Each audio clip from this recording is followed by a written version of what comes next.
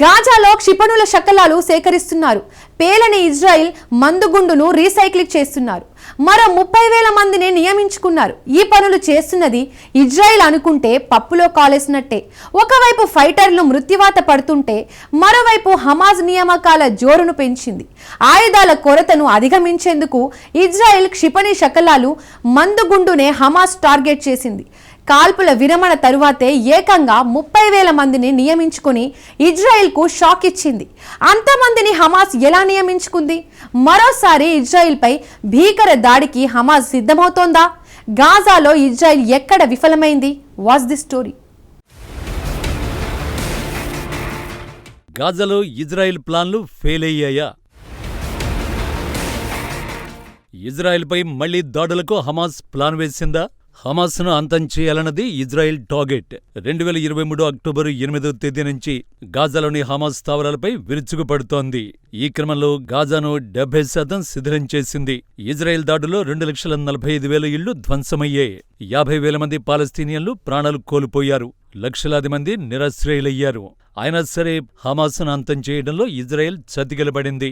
ఈ విషయం ఇజ్రాయెల్ ప్రధానమంత్రి బెంజమిన్ నెతన్యాహుకు చాలా స్పష్టంగా అర్థమైంది. కేవలం దాడులతో హమాస్ను అంతం చేయడం అసాధ్యమని తెలిసింది. అందుకే యాక్షన్లో గేర్ మార్చాడు. యుద్ధంతో పాటు హమాస్ను దెబ్బతీసే మరో ప్లాన్ వేశాడు. గాజాకు వచ్చే మానవతా సాయాన్ని ఆపేస్తే చచ్చినట్టు హమాస్ బయటకొస్తుందని భావించాడు. హమాస్కు నిధులు, ఆహారం అందకపోతే ఆకలితో చావడం ఖాయమనుకున్నాడు. గాజాకు మానవతా సాయం అందించేందుకు వచ్చిన ట్రక్కులు భారీగా గాజా సరిహద్దుకు చేరుకున్నాయి. ఇక గాజాలో పెద్ద మొత్తంలో నగదు లావాదేవీలు జరగకుండా అడ్డుకున్నది. దీంతో హమాస్ నియామకాలు కూడా ఉండవని ఊహించింది. నెతన్యాహు వేసిన ఈ ప్లాన్తో గాజాలో హమాస్ అంతమవుతుందా అంటే ఇజ్రాయెల్ ప్రధానికి షాక్ ఇచ్చే నివేదిక ఒకటి తాజాగా బయటకొచ్చింది. నెల రోజుల్లోనే 30,000 మంది ఫైటర్లను హమాస్ నియమించుకున్నది. ఇది ఎలా సాధ్యం? ఇజ్రాయెల్ కళ్లుగప్పి 30,000 మందికి హమాస్ ఎలా ట్రైనింగ్ ఇచ్చింది? హమాస్ ఫైటర్ల జాడ తెలిస్తే చాలు ఇజ్రాయెల్ డిఫెన్స్ ఫోర్స్ ఐడిఎఫ్ వెంటాడి వేటాడటం మొదలుపెట్టింది. చీమ బొక్కలో దాక్కున్నా వదిలిపెట్టడం లేదు. బంకర్ బాంబులతో సొరంగాలను ధ్వంసం చేసింది. భూగర్భంలో నక్కిన హమాస్ను దాడి చేసింది. పాలస్తీనియన్ల ప్రాణాలు తీయడం తమ ఉద్దేశం కాదని ఇజ్రాయెల్ ప్రధాని తెలిపాడు. సాధారణ పౌరులు ప్రాణాలతో ఉండాలంటే హమాస్కు దూరంగా ఉండాలని పిలుపునిచ్చాడు. హమాస్ను రక్షించాలని చూస్తే ప్రాణాలు పోవడం ఖాయమని వార్నింగ్ ఇచ్చాడు. ఈ 18 నెలల యుద్ధంలో హమాస్ తీవ్రంగా దెబ్బతిన్నది. ఇజ్రాయెల్ అన్ని మార్గాల్లో దాడి చేస్తున్న హమాస్ మాత్రం వెనక్కి తగ్గడం లేదు. ఇజ్రాయెల్పై యుద్ధానికి చిన్నారులను, యువతను దించుతోంది. ఇటీవల 30,000 మంది యువతను అల్ ఖస్సం బ్రిగేడ్లోకి హమాస్ చేర్చుకున్నట్టు తాజాగా సౌదీ అరేబియాకు చెందిన అల్ అరేబియా నివేదించింది. వీరిలో చాలా మందికి అల్ ఖస్సం బ్రిగేడ్ శిక్షణ ఇచ్చినట్టు తెలుస్తోంది.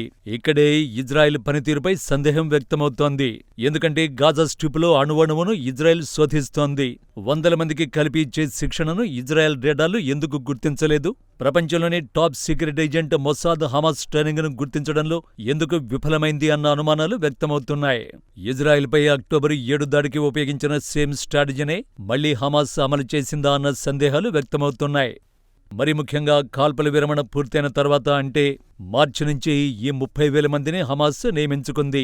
ప్రధానంగా వారికి కేవలం గెరిల్లా యుద్ధ తంత్రాలు, రాకెట్లు ప్రయోగించడం, బాంబులను అమర్చడం వంటి అంశాలపై మాత్రమే శిక్షణ ఇచ్చినట్టు అల్ అరేబియా పేర్కొంది. అయితే ఇజ్రాయెల్పై దాడుల కన్నా ఆ దేశ మిలిటరీ నిఘా వైఫల్యాలు, లోపాలపైనే ఎక్కువగా హమాస్ అధ్యయనం చేస్తోంది. ఈ క్రమంలో సరిహద్దులో ఇజ్రాయెల్ సైన్యం ఎక్కడ బలహీనంగా ఉంటుందో తెలుసుకుంది. ఆ ప్రాంతంపైనే 2023 అక్టోబర్ 7న హమాస్ దాడి చేసింది. ఇప్పుడు కూడా హమాస్ అలాంటి అధ్యయనమే చేసింది. ఎక్కడైతే గాజాలో ఇజ్రాయెల్ నిఘా పెట్టడం సాధ్యం కాదో ఆ ప్రాంతాన్ని గుర్తించింది. తెలివిగా నియామకాలకు ఎలాంటి నోటిఫికేషన్లు, ప్రకటనలు ఇవ్వలేదు. సహజంగా అయితే ఆన్లైన్ ప్రకటనలు ఇస్తుంది. కానీ ఈసారి గోప్యంగా ఒక్కొక్కరినే ఎంచుకుని మరీ నియమించుకుంది. ప్రధానంగా యుద్ధంతో ఆర్థికంగా ఇబ్బందులు పడుతున్న యువతను హమాస్ టార్గెట్ చేసింది. ఎవరైతే ఇజ్రాయెల్పై ప్రతీకారంతో రగిలిపోతున్నారో వారినే హమాస్ ఎంచుకున్నట్టు అల్ అరేబియా కథనంతో తెలుస్తోంది. యువతను ఇజ్రాయెల్ గుర్తించని అదే ప్రదేశానికి తరలించింది. ఈ శిక్షణను కూడా వారాల తరబడి కాకుండా చాలా తక్కువ సమయంలోనే ముగించినట్టు తెలుస్తోంది. ఒకవైపు యుద్ధంలో 100 మంది ఫైటర్లు ప్రాణాలు కోల్పోతున్నా మరోవైపు అంతే వేగంగా కొత్త ఫైటర్లను నియమించుకుంటోంది. వాస్తవానికి 15,000 మంది ఫైటర్లను హమాస్ నియమించుకున్నట్టు గతంలో అమెరికా నిఘా సంస్థలు నివేదించాయి. ఇజ్రాయెల్ దాడుల్లో గాయపడిన వారికి ఆహారం, మందులు వంటివి అందిస్తున్నట్టు మరికొన్ని నివేదికలు వెల్లడిస్తున్నాయి. నిజానికి ఇజ్రాయెల్ గాజాకు ఆహారం, తాగునీటి సరఫరాను నిలిపేసింది. దీంతో గాజాలో ఇప్పుడు కనీస అవసరాలైన ఆహారం, నీరు లగ్జరీ వస్తువులుగా మారిపోయాయి. ఏది ఏమైనా వరుస నియామకాలతో హమాస్ మళ్లీ బలపడుతోంది. దీంతో ఆ గ్రూపును అంతం చేయాలన్న ఇజ్రాయెల్ ప్లాన్లు తుస్సుమంటున్నాయి. కొత్త నియామకాలతో గాజాలో ఇజ్రాయెల్ దాడులకు కౌంటర్ ఇస్తుందా, లేక మరోసారి ఇజ్రాయెల్పై భారీ దాడికి హమాస్ సిద్ధమవుతున్నదా అన్న సందేహాలు వ్యక్తమవుతున్నాయి.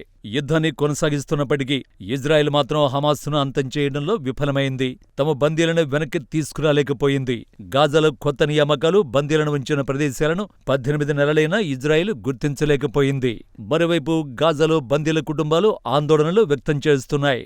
యుద్ధాన్ని ఆపి బందీలను విడిపించాలని డిమాండ్ చేస్తున్నారు. బందీలు క్షేమంగా తిరిగి రావాలంటే నెతన్యాహు ప్రధాని పదవి నుంచి దిగిపోవాలని డిమాండ్ చేస్తున్నారు. నెతన్యాహు మాత్రం యుద్ధాన్ని ఆపేది లేదని తేల్చి చెబుతున్నారు. హమాస్ను అంతం చేయాల్సిందే అని పట్టుబడుతున్నారు. హమాస్ మాత్రం మరో దాడికి సిద్ధమవుతున్నట్టు తెలుస్తోంది. ప్రస్తుతం హమాస్ వద్ద ఆయుధాలు, డ్రోన్లు, లాంగ్ రేంజ్ మిసైళ్ల కొరత తీవ్రంగా ఉంది. అందుకే గతంలో వాడిన క్షిపణి శకలాలను, పేలకుండా ఉండిపోయిన ఇజ్రాయెల్ మందుగుండును రీసైకిల్ చేస్తున్నది. వాటిని ల్యాండ్ మైన్లుగా వాడుకునేందుకు హమాస్ ఎత్తుగడ వేసింది. అయితే హమాస్ ప్లాన్లు పారుతాయా? ఇజ్రాయెల్ ఎలా ఎదుర్కొంటుంది అన్నదే ఇప్పుడు చర్చనీయాంశంగా మారింది.